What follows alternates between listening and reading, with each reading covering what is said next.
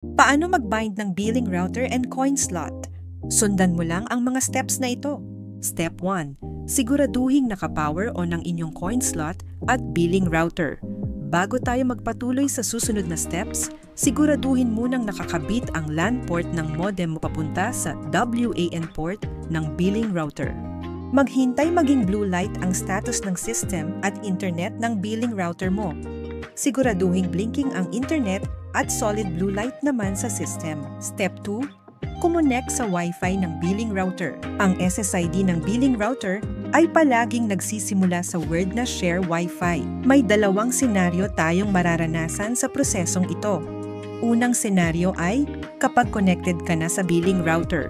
Automatic ka nitong dadalhin sa insert coin page. Kung hindi naman ito nangyari, pumunta lang sa notification ng inyong cellphone at itap ang sign into Wi-Fi network at dadalhin ka rin nito sa insert coin page. Kung ang lahat ng mga ito ay hindi nangyari, maaring buksan ang iyong Google Chrome at puntahan ang 10.11.12.1 upang manual na puntahan ang insert coin page. Kapag nasa insert coin page ka na, mag-scroll down lang sa pinakababa at hanapin ang router ID, itap lamang ang router ID para makopy ito. Step 3. Kumonek sa inyong personal Wi-Fi, buksan ang inyong Google Chrome at pumunta sa app.sharewifi.cc at itap ang router management. Sa upper right corner ng router management page ay may plus button na kailangan mong pindutin.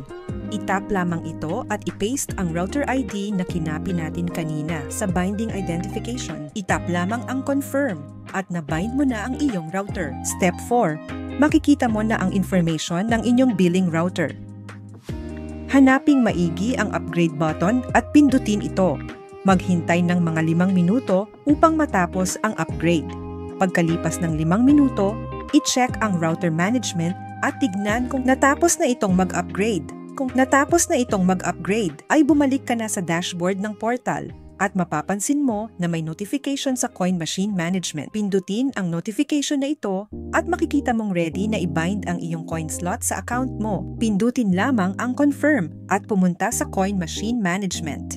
Kapag na-bind mo na ang coin slot, pindutin ang bell button upang matesting ang connection nito. Pag tumunog ang coin slot, ibig sabihin ay matagumpay na nakabind na ang billing router at coin slot mo. Step 5.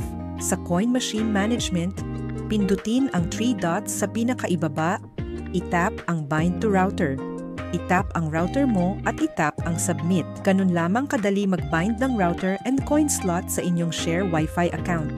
Sana ay nakatulong ang videong ito. Salamat po. Share Wi-Fi, share lang, mabilis na connection walang